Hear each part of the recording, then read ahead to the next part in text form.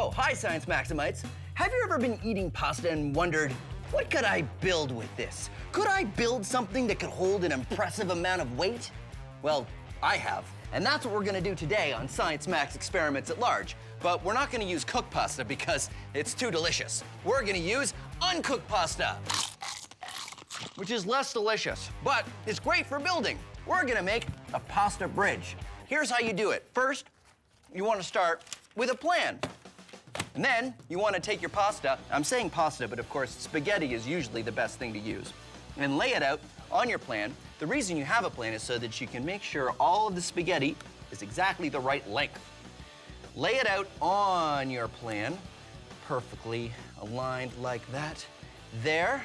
And now it's time to glue it all together. Now you can use white glue, but it takes a long time. So I suggest a hot glue gun, but make sure you get an adult's permission before you use one of these, okay?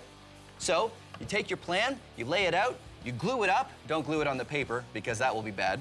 And you will end up with your truss, and it looks just like this. Now remember, you want two sides because those are the sides of your bridge. And as you can see, I've used several strands of pasta because that'll make it a little bit stronger.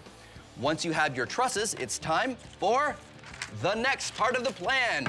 This is the roadway, and it works the same way. Lay out your pasta, glue it up, and bam, there it is. Now, you put your trusses on your roadway, and you glue them all together, and you also want to put some struts along the top here, probably, to keep it nice and rigid. In the end, you will end up with a fantastic looking pasta bridge. Pretty good, huh? Pasta bridge. No other bridge could claim to be 100% pasta. Minus the glue, 99.8% pasta, 0.2% glue. I say there, Captain.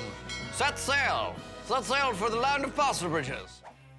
So you put your pasta bridge up there across the books like that, and then you can see just how much weight the bridge holds. It's pretty impressive. If you build it right, even something as flimsy and as delicate as pasta can hold quite a bit of weight.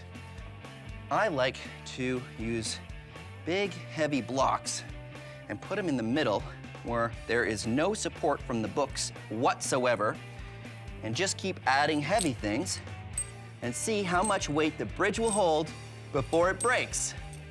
How much will it hold? Well, I'm not gonna tell you. That's where you get to be Science Maximites and find out for yourselves.